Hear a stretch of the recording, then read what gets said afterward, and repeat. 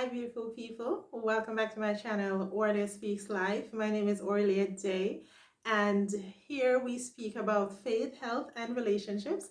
And I also offer you tips on how you can transform pain into purpose. Now, today I'm so excited to share this video with you. I know I have been missing for a while, but life has just gotten real. I have been super busy with work and with personal commitments, and I also realized that it's very important for me to upload videos that the Lord directs me to upload. And so with that being said, my apologies if I'm not uploading as readily as you would want me to, but I'm also hoping that as my commitment minimizes, that I'll be able, by God's grace, to upload more videos um, here on my channel. Now, I realize that the devil doesn't want me to upload this video. I'm not sure why, but nevertheless, I will get into this video. But before I go ahead and do that, remember to subscribe if you have already subscribed. Thank you so much for your support. If you have not, what are you waiting on? Just go ahead and hit that subscription button. Also remember to like, also remember to comment, tell a friend to tell a friend, and hit that notification bell so that you can be updated when I upload another video. So I'm hoping that this video is not long, but I wanted to talk to you a bit about the importance of sharing your story, the importance of being vulnerable and transparent while you share that story. And this video is actually inspired by the previous video that I did regarding prayer. If you have not checked out that videos yet, you can check it out right here. I'll place that link so that you can check that out. But I remember when I shared that video, I was so perplexed, I was concerned, I was talking to God, asking him if this was actually something that he wanted me to do.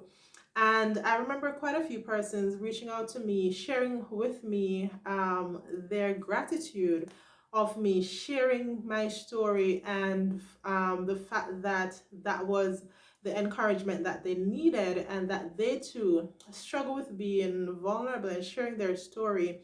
And the fact that I was able to do that, that inspires them to do that as well. And so for persons who reached out, thank you so much for your support, and I hope that I'll continue to inspire and encourage you as you seek to do the Lord's bidding.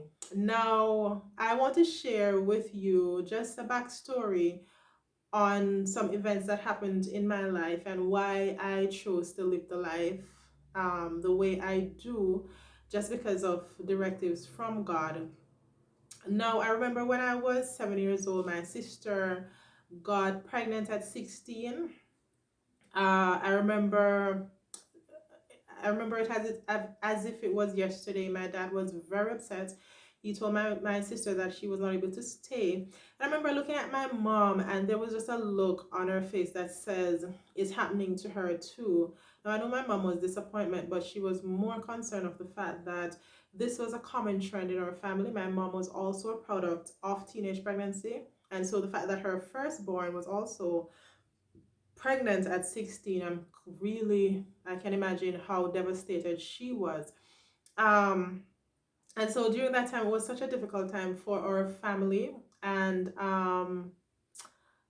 I'll share with you in another video just some of the things that were happening in our family that maybe even contributed to my sister getting pregnant at 16.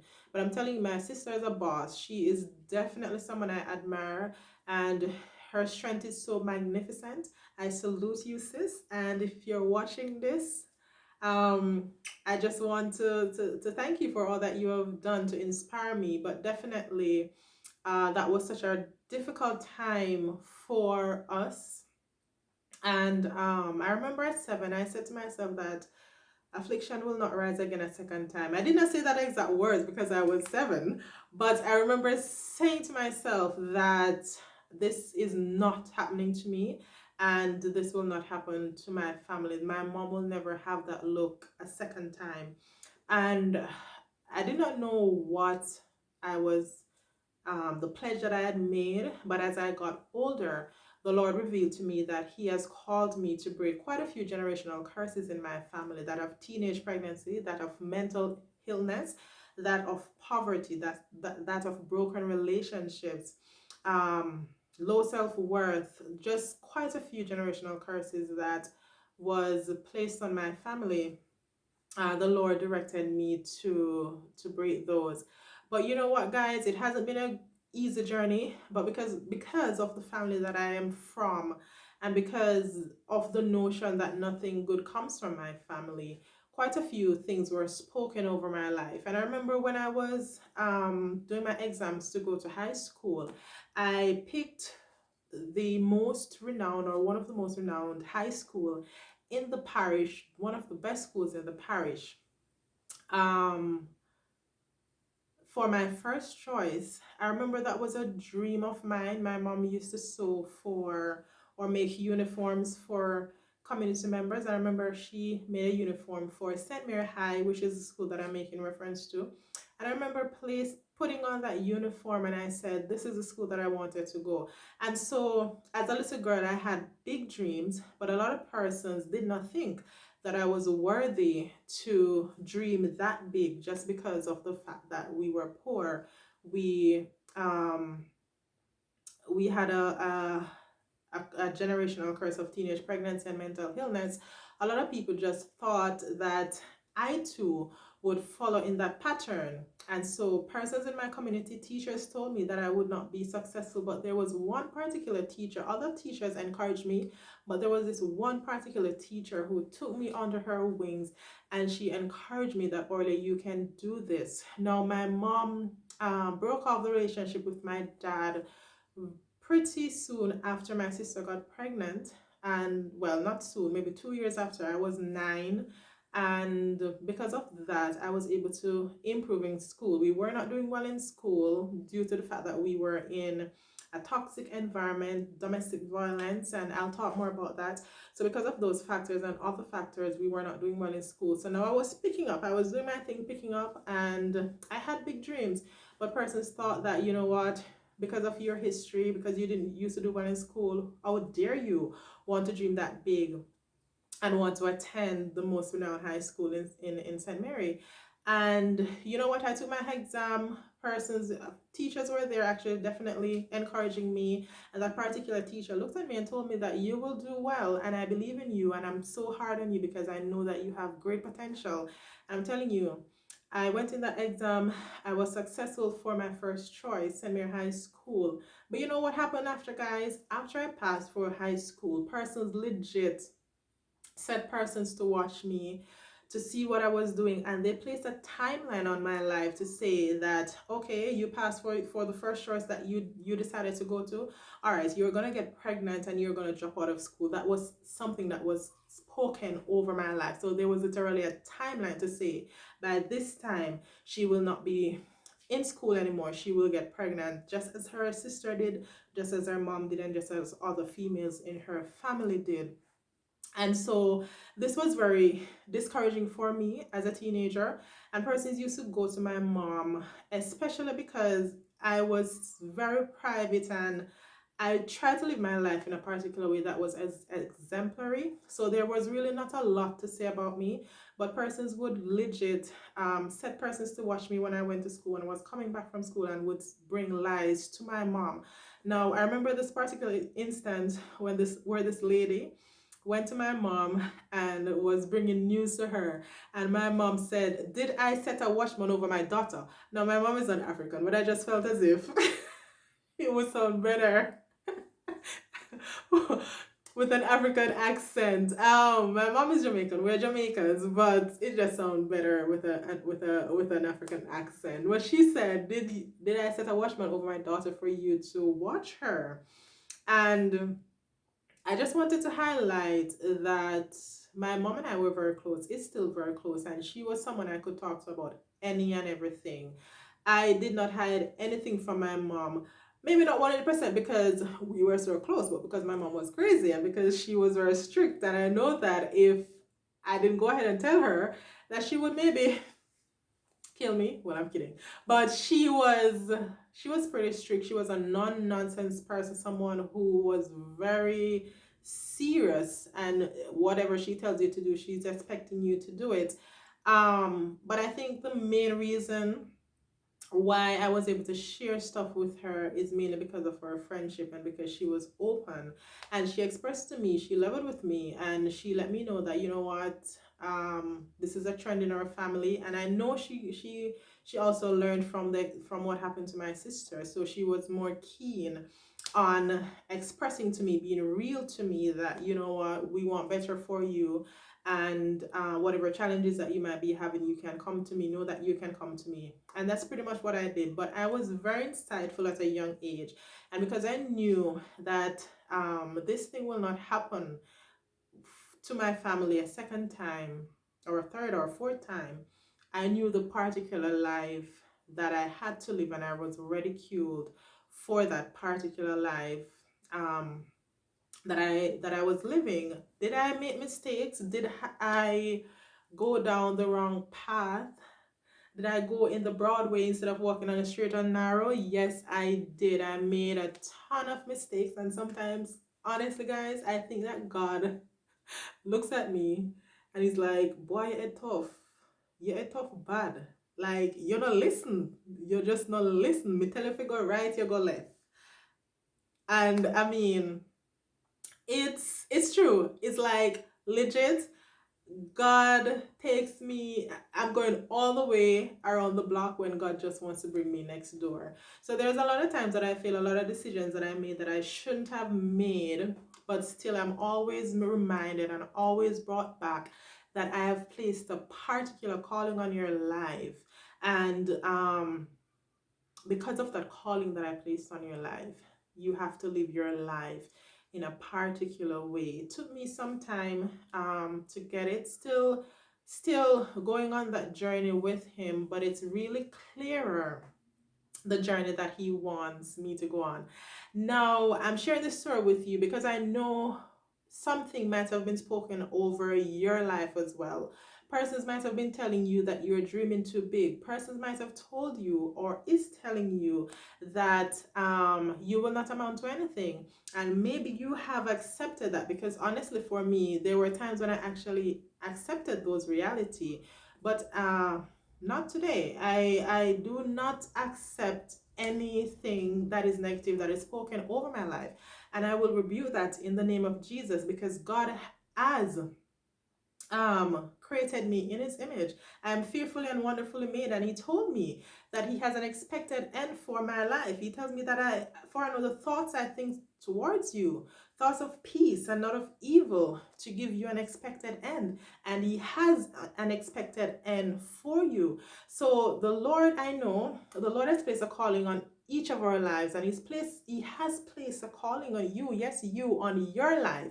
But because of what was said to you, because of some things that you have been through, you feel as if this is not able to come to fruition because you're not capable, because you are not equipped. But remember Moses, when the Lord called him um, to take the children of Israel from to the promised land.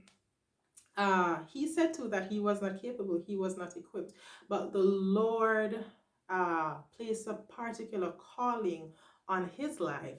He has placed a particular calling on my life, and he has placed a particular calling on your life. So I just want to encourage you right now that the Lord has placed an open door that no man can shut. He has placed an open door before you that no man can shut, and no weapon that is formed against you shall prosper, and every tongue that has spoken against you shall be condemned. I'm telling you that even now, the Lord has impregnated you with something specific, and he wants you to give birth to it. Do not allow the naysayers, do not allow persons who have told you that you will not amount to anything, that you're not capable, that because of your family, nothing good comes from your family. I am here as a living testimony that you can be that change in your family. No one in my family has gone through teenage pregnancy since my sister went through that. And I know that it's because of the call that the Lord has placed on my life and even on the lives of other persons in my family. But because I accepted that call and I decided that I will live my life in a particular way, now I have nieces, I have nephews who are looking on and saying, okay, if Auntie does it, I can do it as well. We don't have to live in that same poverty that we grew up into. We do not have to continue to go in those broken relationships that our family went into. We do not have to go through those mental illness that they went through. But because of those factors, persons told me that I will amount to nothing. But look at God. I have amounted to something and still I am still amounting to something. And I am also encouraging. I take it upon myself to encourage whomever I can encourage, because I know that each of us, the Lord has placed a calling on our lives. So whatever you went through, if it was a broken relationship, if it was a divorce, if it was abuse, if it was an addiction, whatever you went through, the Lord is telling you that you should use that experience to encourage someone else so that they don't have to make the same mistake that you made. And so that's pretty much the reason why I'm sitting here talking to you today, because I have been through so much to know that I cannot keep it to myself. I have to share it with someone. There were so many times when I needed help. There were so many times that I needed advice and mentorship. And there have been, instead of persons helping me, persons were able to speak about some of the mistakes that I made. But praise God, there were also other persons who were able to take me under their wings, and they were like, you know what, Orlia, I went through the same situation you went through. I made the same situation, the same mistakes you made. But this is what I did to overcome. And I want to be that voice. I want to be that person to say, listen, I made those mistakes as well. I was a hot mess. And but by the grace of God, I was able to overcome. And I do not want to keep that to myself, but I want to share that with you. And so if you're watching this video today, just remember that you are chosen by God, that you are fearfully and wonderfully made, and whatever has happened to you in the past, remember that we are forgetting those things which are behind, guys, and we are pressing towards the mark of the higher calling which is in Christ Jesus. And so I just wanted to encourage you today to press, press, press towards that mark of that higher calling, regardless of what they're saying, regardless of what you went through, regardless of what you're still going through. Remember that God has set before you an open door that no man can shut, and God will not permit anything to happen to you unless it's something that will bring glory to Him. So as you move forward and as you seek to accept the call that God has placed over your life, remember that God got you. He has your back, and He just wants you to make the first move. He just wants you to start where you're at, whatever you have, even with your incapabilities. He wants you to start the journey with Him. So I'm hoping, guys, that this was a blessing to you. I'm hoping that you were encouraged. And remember that God has an expected end for your life. Okay, guys, so thank you so much for watching, and remember to comment, to like, tell a friend to tell a friend. And remember, as I always say at the end of my videos, that every good and perfect gift comes from God, and God will make all things beautiful in His time. Thank you so much for watching, guys, and continue to be blessed, and I'll see you next time. Bye.